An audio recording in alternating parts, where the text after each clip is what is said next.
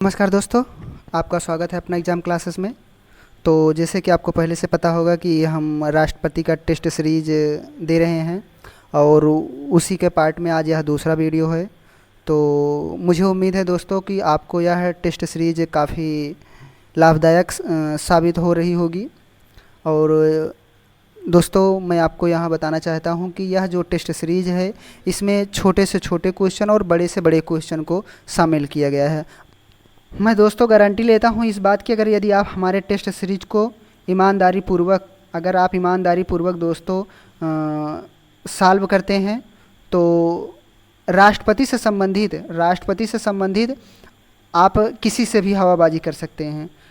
आज का test series में किस प्रकार का क्वेश्चन डिज़ाइन किया गया है, अभी तक 15 क्वेश्चन कर लिया है फर्स्ट पार्ट में।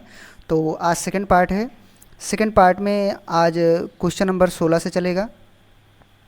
क्वेश्चन नंबर 16 से, तो 16 में आज क्या है, क्वेश्चन नंबर 16 में ठीक उसके स्थान पर कोई और संभाल रहा है। राष्ट्रपति की अनुपस्थिति में राष्ट्रपति का कार्यभार कौन संभाल सकता है। ठीक, जब दोस्तों राष्ट्रपति, मान लीजिए किसी कारणवश राष्ट्रपति का पद खाली है, तब कौन राष्ट्रपति का पद संभाल सकता है। तो ऑप्शन है दोस्तों लोकसभा का स्पीकर, ठीक, लोकसभा का स्पीकर। दूसरा है दोस्तों पीएम अर्थात प्रधानमंत्री, ठीक। तीसरा है दोस्तों सुप्रीम कोर्ट का मुख्य न्यायाधीश। और चौथा है दोस्तों भारत का महान न्यायवादी। ठीक, तो इनमें से कौन सा व्यक्ति है जो दोस्तों राष्ट्रपति का पद संभाल सकता है, चलें बताएं। तो दोस्तों निश्चित रूप से इसमें ऑप्शन सी सही होगा, अर्थात इसका आंसर सी, भारत का मुख्य न्यायाधीश। भारत का मुख्य न्यायाधीश राष्ट्रपति का कार्यभार संभाल सकता है जब वर्तमान राष्ट्रपति अपने पद पर ना हो तो। ठीक, 17 नंबर क्वेश्चन क्या है, आगे का क्वेश्चन 17 नंबर है, राष्ट्रपति की अध्यादेश जारी करने की शक्ति। ठीक दोस्तों, मैंने इसे जब मैं राष्ट्रपति पढ़ा रहा था तो उसमें मैंने आपको काफ़ी डिटेल्स में बताया था कि अध्यादेश क्या होता है और यह किस अनुच्छेद में, संविधान के किस अनुच्छेद में पड़ता है। तो इसमें 4 ऑप्शन दिए गए हैं, 123 दिया गया है, 143 दिया गया है, 113 दिया गया है, फिर 153 दिया गया है। ठीक, तो बताइए इनमें निम्न में से कौन सा ऑप्शन सही होगा। तो निश्चित रूप से दोस्तों इसका आंसर ए होगा, अर्थात 123 इसका आंसर सही है। 123 में भारतीय अध्यादेश के बारे में जिक्र किया गया है। नेक्स्ट क्वेश्चन है दोस्तों 18 नंबर का क्वेश्चन है। ठीक, 18 नंबर क्वेश्चन है। 18 नंबर क्वेश्चन में क्या है दोस्तों, राष्ट्रपति की क्षमादान की शक्ति किस अनुच्छेद में है। दोस्तों ये जो क्वेश्चन है ये आपको एसएससी बैंक, रेलवे या फिर वनडे एग्ज़ाम में जो भी और हो, वहाँ ऐसे क्वेश्चन पूछा जाता है। तो मैंने क्वेश्चन दोस्तों जैसा कि बताया कि मैंने क्वेश्चन सभी तरह का डिज़ाइन किया गया है, अर्थात बड़े से बड़े और छोटे से छोटे लेवल का। तो इसमें क्या बताना है आपको, क्षमादान की शक्ति। ठीक, क्षमादान की शक्ति किस अनुच्छेद में है, हमें यहाँ अनुच्छेद बताना है। तो 2 है, 72 है, 82 है और 52 है। तो इसका आंसर क्या होगा दोस्तों, बताएं। दोस्तों इसका आंसर 72 है, अर्थात बी होगा।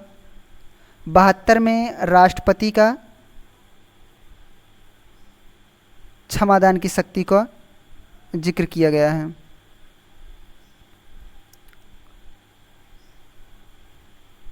ठीक, क्वेश्चन में क्या है, 19 नंबर के क्वेश्चन में है, राष्ट्रपति की वीटो की शक्ति संविधान के किस अनुच्छेद में है।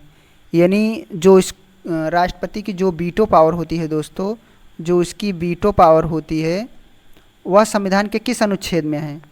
तो पहला ऑप्शन है दोस्तों, पहला ऑप्शन है 121 है, दूसरा है 91 है, तीसरा 111 है, चौथा 121 है। तो आपको पता करके बताना है इनमें से कौन सा अनुच्छेद है जिसमें राष्ट्रपति के वीटो की शक्ति के बारे में जिक्र किया गया है। चलें बताएं। निश्चित रूप से दोस्तों इसमें आंसर जो होगा सी होगा। मैंने आपको अच्छे से बताया है कि 111 में राष्ट्रपति के वीटो की शक्ति के बारे में जिक्र किया गया है। ठीक, आगे देखते हैं। 20 नंबर का क्वेश्चन है, भारत में राष्ट्रपति का पद कितनी बार भारत में कोई राष्ट्रपति कितनी बार बन सकता है। ठीक, अर्थात यहाँ यह पूछा जा रहा है कि भारत में एक व्यक्ति कितनी बार राष्ट्रपति बन सकता है। तो ऑप्शन क्या है, 1 बार, दूसरा ऑप्शन है 2 बार, तीसरा है कोई सीमा नहीं है, चौथा है इनमें से कोई नहीं है। चलिए पता करके बताएं इसमें कौन सा आंसर सही होता है।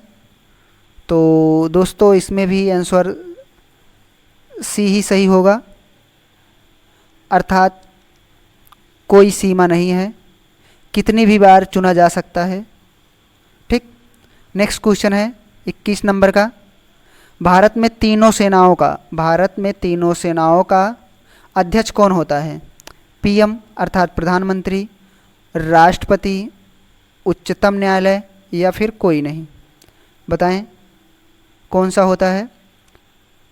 तो दोस्तों इसका आंसर भी राष्ट्रपति ही होगा, अर्थात बी नंबर क्वेश्चन इसका आंसर सही है। आगे चलते हैं।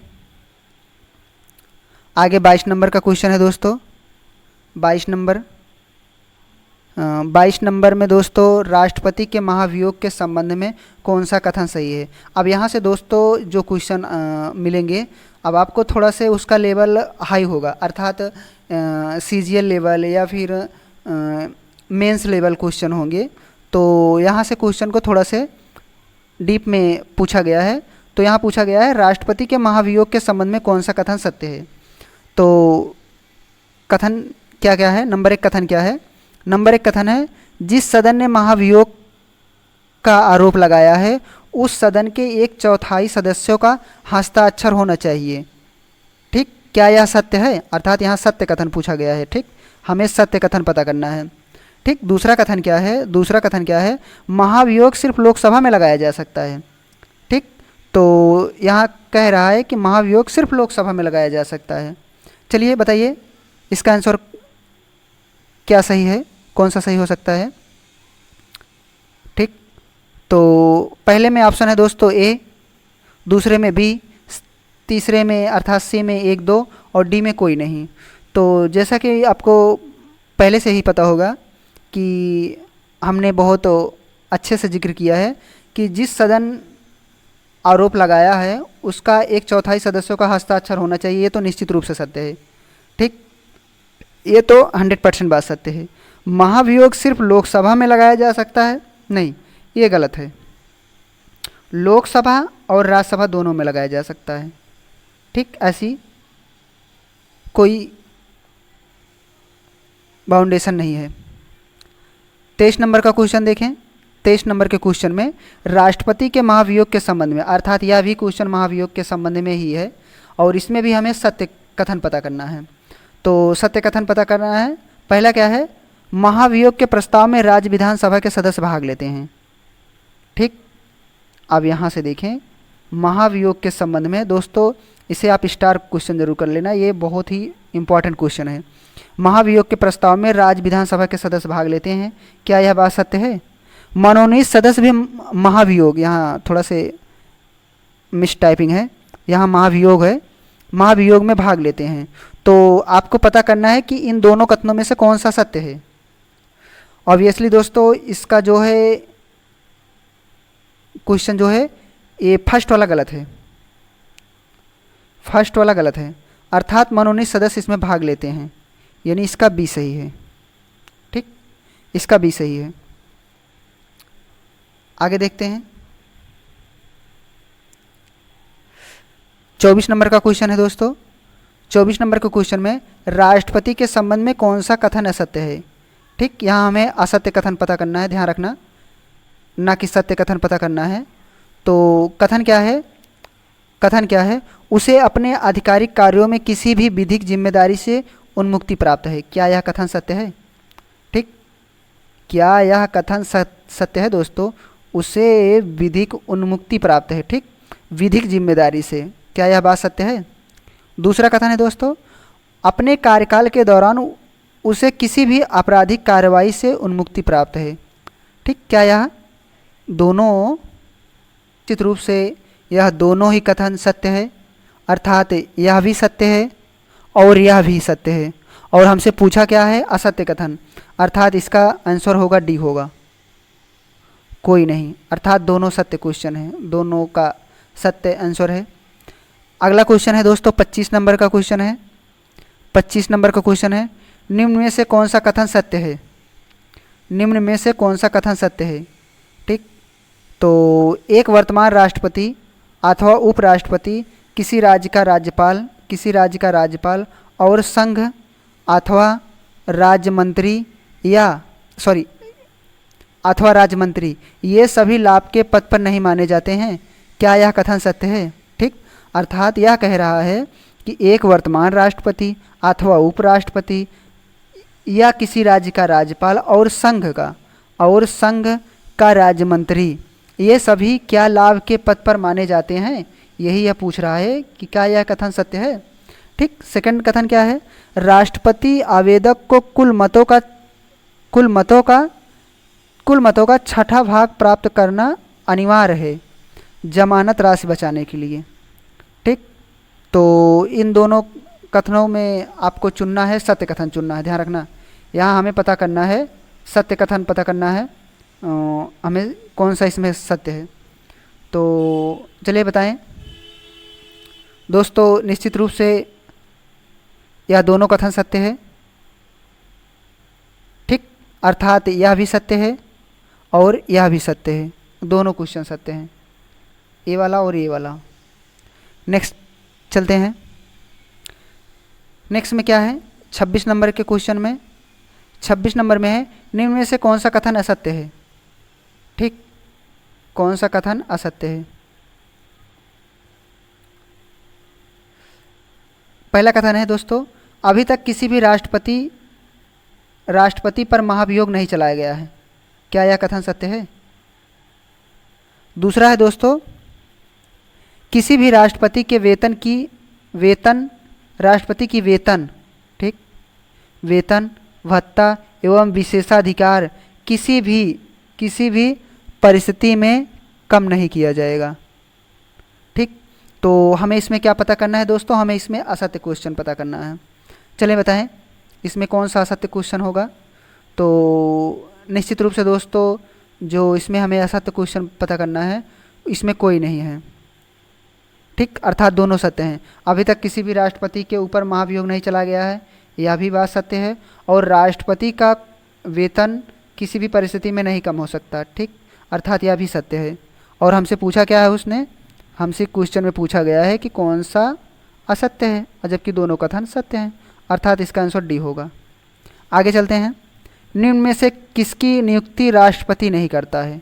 मोस्ट इम्पॉर्टेंट क्वेश्चन दोस्तों, अर्थात वनडे एग्जाम में यहीं से क्वेश्चन उठाकर पूछता है। ठीक, तो पहला क्या है? ए में क्या है? महान न्यायवादी और वित्त आयोग के अध्यक्ष, क्या इनकी नियुक्ति राष्ट्रपति करता है?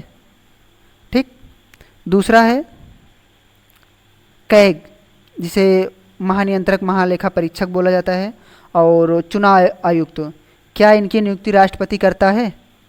ठीक, अगर करता है तो ठीक है, नहीं करता है तो आंसर यही होगा।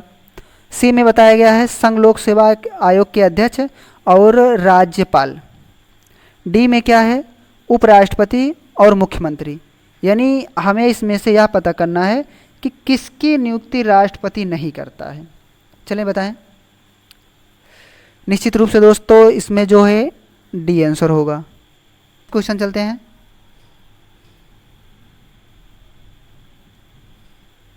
अट्ठाईस नंबर क्वेश्चन में क्या है दोस्तों? 28 नंबर के क्वेश्चन में है राष्ट्रपति पर महाभियोग किस सदन में चलाया जा सकता है? तो यह अभी कुछ देर पहले इसी तरह का क्वेश्चन पूछा गया था दोस्तों। तो जिसमें हम आपको बताए थे कि लोकसभा में भी और राज्यसभा में भी, अर्थात इसका आंसर सी होगा। हम इसे देखते ही तुरंत बता देते हैं। अब 29 नंबर का क्वेश्चन है दोस्तों, ठीक, 29 नंबर क्वेश्चन है, सामान्यतः राष्ट्रपति की शक्तियों, ठीक, जनरली शक्तियों एवं कर्तव्यों को कितने भागों में वर्गीकृत किया गया है?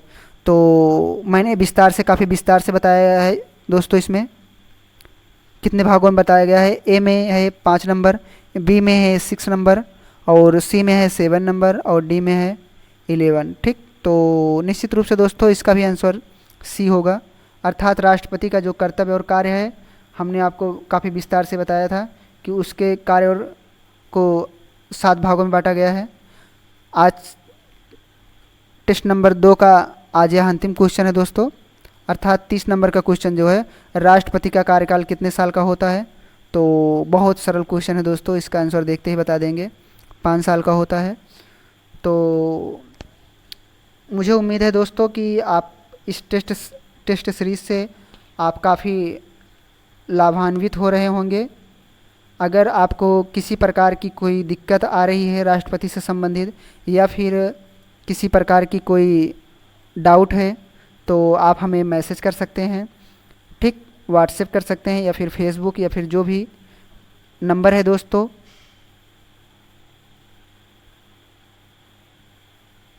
नंबर है दोस्तों 8468002840। इस नंबर पर दोस्तों आप हमें व्हाट्सएप, मैसेज कुछ भी कर सकते, आप अपना डाउट पूछ सकते हैं। तो मिलते हैं दोस्तों, आज के वीडियो में सिर्फ इतना ही। मिलते हैं हम अपने नेक्स्ट टेस्ट सीरीज़ में। और हाँ दोस्तों, अगर चैनल पर नए हैं तो चैनल को लाइक और सब्सक्राइब करें।